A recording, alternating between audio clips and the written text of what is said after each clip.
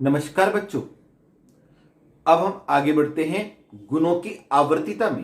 पहला परमाणु त्रिज्या का गुण हमने पढ़ लिया है और आज हम पढ़ने जा रहे हैं आयनन विभव और इलेक्ट्रॉन बंधुता। ये दो गुणों की हम आवर्तीता परिवर्तन देखेंगे। आयनन विभव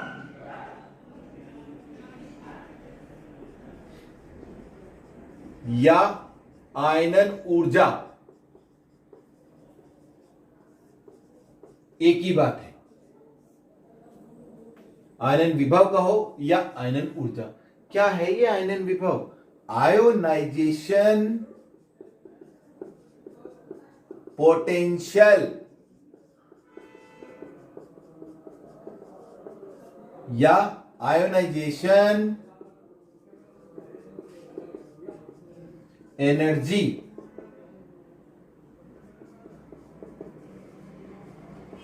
किसे कहते हैं? किसी उदासीन विलग गैसीय परमाणु से एक इलेक्ट्रॉन निकालने के लिए जितनी ऊर्जा की आवश्यकता होती है, ऊर्जा की यह मात्रा उसकी आयनन ऊर्जा या आयनन विभव कहलाती है। फिर से बताता हूं। जैसे सोडियम है और सोडियम के बाह्य कोश में एक इलेक्ट्रॉन है, उसे हम बाहर निकालें तो एक इलेक्ट्रॉन निकालने के लिए हमें जितनी ऊर्जा की जरूरत पड़ेगी, इलेक्ट्रॉन हमने निकाला तो ऊर्जा की जरूरत पड़ेगी, क्योंकि इलेक्ट्रॉन जबरदस्ती निकाला जाएगा। वो तो नाभिक के साथ आकर्षण से बंधा है, तो निकाला जाएगा तो ऊर्जा लगाएंगे और वो बाहर निकलेगा। तो उतनी ऊर्जा को हम क्या कहेंगे? उस ऊर्जा को जो हमने ऊर्जा इसके अंदर लगाई वो हमारी कहलाएगी आयनाइजेशन एनर्जी। IE1 वन क्यों लिखा है मैंने? एक इलेक्ट्रॉन निकाला तो प्रथम आयनन विभव, दूसरा इलेक्ट्रॉन निकाला तो द्वितीय आयनन विभव। देखो, अगर कोई धातु है और उसमें से, कल मैंने आपको बताया था, जब हम उसमें से एक इलेक्ट्रॉन निकालते हैं वो धनायन बनता है तो प्रभावी नाभिकीय आवेश बढ़ जाता है। और जब प्रभावी नाभिकीय आवेश बढ़ जाएगा तो उसके अंदर जो इलेक्ट्रॉन बचे हैं, अब वे इलेक्ट्रॉन और अधिक आकर्षित हो जाते हैं नाभिक की ओर। अब उसमें से इलेक्ट्रॉन निकालने के लिए और अधिक ऊर्जा की आवश्यकता होगी, अर्थात प्रथम आयनन ऊर्जा से द्वितीय आयनन ऊर्जा हमेशा अधिक होती है और द्वितीय आयनन ऊर्जा से तृतीय आयनन ऊर्जा अधिक होती है। तो ये बहुत क्लियर हो जाता है, क्योंकि एक इलेक्ट्रॉन निकलने के बाद प्रभावी नाभिकीय आवेश बढ़ जाता है, और जब प्रभावी नाभिकीय आवेश बढ़ जाता है तो उस इलेक्ट्रॉन को बाहर निकालने के लिए अधिक ऊर्जा की आवश्यकता पड़ती है। तो यदि कोई M एक धातु है, उसमें से एक इलेक्ट्रॉन निकालें तो जो ऊर्जा की जरूरत हुई वो हमारी कितनी आ गई? IE1। फिर दूसरी दोबारा एक निकाला तो ये IE2। फिर M++ से M3+ करा तो IE3। तो हम देखेंगे IE3 is greater than IE2 and greater than IE1 because, क्योंकि इनमें प्रभावी नाभिकीय आवेश बढ़ता जाता है। और एक बात और मैं आपको बता दूं, जो पदार्थ होते हैं उनका जो आयनन विभव है, अगर ऐसी अवस्थाएं बीच में आ जाएं, कैसी? अष्टक पूर्ण की या उपकोष पूर्ण की या उपकोष अर्धपूर्ण की, तो ये तीन अवस्थाएं ज्यादा स्थायी हैं और इनमें से इलेक्ट्रॉन निकालना पड़े तो एकदम से अकस्मात अत्यधिक ऊर्जा की आवश्यकता पड़ती है। इसीलिए हम कहते हैं जो नाइट्रोजन है उसकी प्रथम आयनन ऊर्जा का मान ऑक्सीजन से अधिक है। क्यों है? क्योंकि नाइट्रोजन को जब हम लिखते हैं तो यह आता है 1s2 2s2 2p3, माने P में 6 इलेक्ट्रॉन आते हैं और इसमें 3 है, माने अर्धपूर्ण उपकोष है। कैसा है? अर्धपूर्ण। और ऑक्सीजन अपूर्ण उपकोष है, यह अर्धपूर्ण नहीं है, अपूर्ण है। तो अर्धपूर्ण नाइट्रोजन के बाह्य कोश में p उपकोष अर्धपूर्ण है, इसमें से एक इलेक्ट्रॉन निकालने के लिए ज्यादा ऊर्जा की आवश्यकता पड़ेगी और ऑक्सीजन से कम पड़ती है, इसलिए नाइट्रोजन का प्रथम आयनन विभव ऑक्सीजन के प्रथम आयनन विभव से अधिक होता है।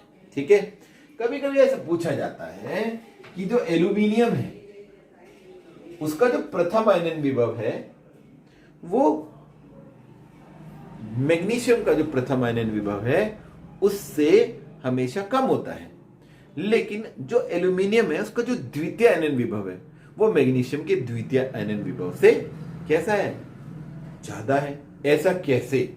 ऐसा ऐसे दोस्तों, पहले ये Al था Mg, तो ये हमारा चेंज होना है Al पॉजिटिव में और Mg पॉजिटिव में। तो यहां 13 अगर हम देखेंगे तो 1s2 2s2 2p6 और 3s2 3p1, तो आसानी से इलेक्ट्रॉन p में से निकल आएगा। लेकिन मैग्नीशियम अगर हम देखेंगे 1s2 2s2 2p6 3s2 उपकोष पूर्ण है, इसमें से इलेक्ट्रॉन निकालने के लिए ज्यादा ऊर्जा की जरूरत पड़ेगी।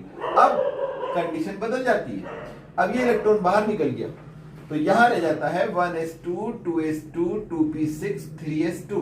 अब इसका बाह्य कोश पूर्ण है, इसका अर्धपूर्ण तो है परंतु पूर्ण वाला अधिक स्थायी होता है, अर्धपूर्ण वाला कम होता है। तो इसमें से ऊर्जा निकालने के लिए अब जो ऊर्जा की जरूरत पड़ेगी, इसीलिए ज्यादा की जरूरत पड़ेगी, इससे भी ज्यादा एल्यूमिनियम को पड़ेगी। इसीलिए हम कहते हैं एल्यूमिनियम का द्वितीय आयनन विभव मैग्नीशियम के द्वितीय आयनन विभव से अधिक होता है, जबकि एल्यूमिनियम का प्रथम आयनन विभव मैग्नीशियम के प्रथम आयनन विभव से कम होता है। क्लियर हो गया आपको? चलिए अब बात बता देते हैं इनका परिवर्तन। वर्ग में परिवर्तन और आवर्त में। वर्ग में ऊपर से नीचे की ओर जाते हैं, ऊपर से नीचे की ओर जाएंगे तो क्या होगा, आपको कल बताया था, आकार बढ़ेगा। आकार बढ़ेगा तो नाभिक से दूर इलेक्ट्रॉन जाएगा तो प्रभावी नाभिकीय आवेश घटेगा, तो घटेगा तो जैसे जैसे घटता जाएगा तो आयनन विभव भी क्या होगा, घटता जाएगा। आयनन विभव क्या होगा, घटता जाएगा। आयनन विभव घटता है क्योंकि कोषों की संख्या बढ़ती है, इलेक्ट्रॉन दूर होता जाता है, अर्थात नाभिकीय आवेश घटता है, नाभिक का जो आकर्षण है वो घट जाता है। और अगर हम बात करें आवर्त की, किसी आवर्त में बाएं से दाएं जाने पर भाई साहब उसका कोष समान रहता है, नाभिकीय आवेश बढ़ता जाता है, तो ऐसी स्थिति में आयनन विभव भी बढ़ता जाता है, क्योंकि जितना अधिक आकर्षण इलेक्ट्रॉनों का नाभिक की तरफ होगा उतनी ही वे ज्यादा ऊर्जा से बाहर निकाले जाएंगे। तो ये हो गया हमारा आयनन विभव। इसके बाद जो टॉपिक आता है उसका नाम है इलेक्ट्रॉन बंधुता। इलेक्ट्रॉन बंधुता या हम इसे कहेंगे इलेक्ट्रॉन एफिनिटी। इलेक्ट्रॉन बंधुता या इसका दूसरा नाम है इलेक्ट्रॉन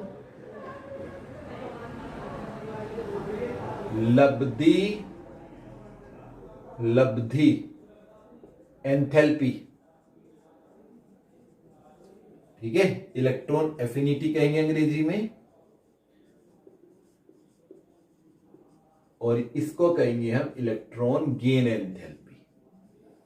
अच्छा, एक बात मैं आपको बता दूं, चाहे आयनन विभव हो चाहे हमारा इलेक्ट्रॉन बंधुता, ये दोनों ऊर्जाएं हैं, और चूंकि ये ऊर्जाएं हैं तो इनका जो मात्रक होगा वो किलो जूल प्रति मोल में होगा या इलेक्ट्रॉन वोल्ट प्रति परमाणु में, तो इनका दोनों का ही सेम मात्रक रहता है। अब इसमें उल्टा है, उसमें से हमने इलेक्ट्रॉन निकाला था, इसमें किसी विलग माने विशेष रूप से किया गया अलग, आइसोलेटेड, जिसे हमने बिल्कुल अलग परमाणु रखा है, किसी विलग गैसीय परमाणु के बाह्य कोश में एक इलेक्ट्रॉन डालने की पर जो ऊर्जा उत्सर्जित होती है, वहां ऊर्जा की जरूरत पड़ रही थी, यहां ऊर्जा उत्सर्जित होती है, वह इलेक्ट्रॉन बंधुता कहलाती है। क्या कहलाती है? इलेक्ट्रॉन बंधुता कहलाती है। और मैं आपको बताऊंगा एक बात और, कि जो प्रथम इलेक्ट्रॉन बंधुता होती है वो तो आपकी ऋणात्मक हो सकती है, लेकिन द्वितीय हमेशा धनात्मक होगी। यह हमेशा भी कह सकते हैं प्रथम तो धनात्मक होती है, द्वितीय हमेशा कैसी होगी, ऋणात्मक होगी। क्यों ऐसा होता है इस बारे में समझते हैं। देखो, एक कोई ए धातु है, उसमें हमने एक इलेक्ट्रॉन डाल दिया, X नेगेटिव हो गया, ऊर्जा निकल गई EA1 प्रथम, यहां ऊर्जा निकल गई। अब बड़ा भाई साहब आप जरा देखिए, ये नेगेटिव आयन बन गया और ये इलेक्ट्रॉन भी कैसा है, नेगेटिव है। और नेगेटिव नेगेटिव को जब पास में लाओगे तो प्रतिकर्षण होगा। क्या होगा, प्रतिकर्षण। और जब प्रतिकर्षण होगा तो ये अपना आप पास नहीं आने के, फिर हमें क्या करना पड़ेगा, ऊर्जा देनी पड़ेगी, बल लगाना पड़ेगा। तो उसके लिए ऊर्जा खर्च होगी। क्या होगी, ऊर्जा खर्च होगी। अभी जो ऊर्जा निकल रही थी इलेक्ट्रॉन में, जब ऋणायन बन जाता है तो इलेक्ट्रॉन जब उसके नजदीक जाता है तो प्रतिकर्षण के कारण इलेक्ट्रॉन में दूसरा इलेक्ट्रॉन, उस आयन में दूसरा इलेक्ट्रॉन डालने के लिए कार्य करना पड़ता है, जिसमें ऊर्जा व्यय होती है और EA2 क्या हो जाती है, माइनस। और अगर हम इसे डेल्टा H में लिख दें एंथैल्पी के रूप में, तो ये माइनस में लिखी जाती है और ये लिखी जाती है प्लस में। इसलिए कभी कभी ऐसा सवाल आ जाता है कि प्रथम इलेक्ट्रॉन बंधुता का मान धनात्मक होता है, द्वितीय का ऋणात्मक, क्यों। और फिर ऐसे पूछ लेते, प्रथम इलेक्ट्रॉन बंधुता का मान ऋणात्मक होता है, दूसरे का धनात्मक, क्यों। तो हमें धनात्मक ऋणात्मक से कोई ज्यादा प्रभाव नहीं है। अगर उसने रिएक्शन के साथ ऊर्जा दी है तो धनात्मक कहेगा, और एंथैल्पी में दी है तो ऋणात्मक कहेगा, पहली वाली को, उसमें कोई विशेष बात नहीं है। और इसका आपको बता दूं, इसकी जो ऊर्जा है उसका मात्रक भी इलेक्ट्रॉन बंधुता का क्या है, इलेक्ट्रॉन वोल्ट प्रति परमाणु तथा किलो जूल प्रति मोल। और आपको एक बात और बताएं, असलियत में क्या है कि आप क्वेश्चन नहीं पूछते। आपको अगर कुछ चीज समझ नहीं आ रही तो कमेंट में लिखिए या मुझे व्हाट्सएप करिए। मेरी वीडियो के शुरू में ही मेरा व्हाट्सएप नंबर लिखा है, आप उस वीडियो से शुरू में से मेरा व्हाट्सएप नंबर निकालिए और मुझे व्हाट्सएप करिए कि सर आपने वीडियो में ये समझाया, हमें समझ में नहीं आया, तो हम आपको समझाएंगे। अच्छा, तो ये बात हुई। अब इलेक्ट्रॉन बंधुता सबसे ज्यादा किसकी होती है, आपको बताएं। सबसे ज्यादा होती है क्लोरीन की। Chlorine is the most electro affinity atom, जिसकी इलेक्ट्रॉन बंधुता सबसे ज्यादा होती है। अगर हम परिवर्तन की बात करें वर्ग में और आवर्त में, तो इसका परिवर्तन बिल्कुल ऐसा ही है जैसा क्या था, जैसा आयनन विभव का था। वर्ग में ऊपर से नीचे की ओर जाने पर घटती है, क्योंकि कोषों की संख्या बढ़ती है और नाभिकीय आवेश घटता है।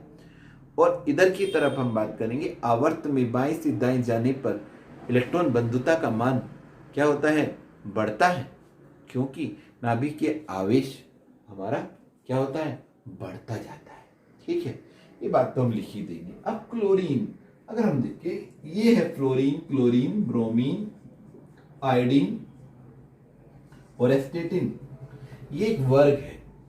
कौन सा वर्ग है ये, 7th A, बी भी कह सकते हैं, 7th B, पी ब्लॉक का 7th वर्ग है ये। 7th वर्ग में ऊपर से नीचे की ओर चलो तो भैया इलेक्ट्रॉन बंधुता फ्लोरीन की सबसे कम होनी चाहिए, क्लोरीन की इससे ज्यादा होनी चाहिए। ऊपर से नीचे की ओर जाने पर इलेक्ट्रॉन बंधुता का मान घटता है, तो सबसे ज्यादा किसकी होनी चाहिए, फ्लोरीन की, लेकिन है किसकी, क्लोरीन की। ऐसा क्यों, ऐसा इसलिए कि क्योंकि फ्लोरीन जो होता है उसका आकार छोटा होता है, और आकार छोटा होने के कारण उसके चारों तरफ इलेक्ट्रॉन घनत्व बढ़ जाता है। इलेक्ट्रॉन घनत्व ऋणात्मक होता है, और जब हम इसमें एक इलेक्ट्रॉन प्रवेश कराते हैं तो उस ऋणात्मक घनत्व के कारण प्रतिकर्षण महसूस होता है और ऊर्जा का मान क्या हो जाता है, घट जाता है। इसलिए निकलने वाली ऊर्जा कम होती है और इलेक्ट्रॉन गेन एंथैल्पी का मान क्लोरीन का ज्यादा होता है, फ्लोरीन का कम होता है।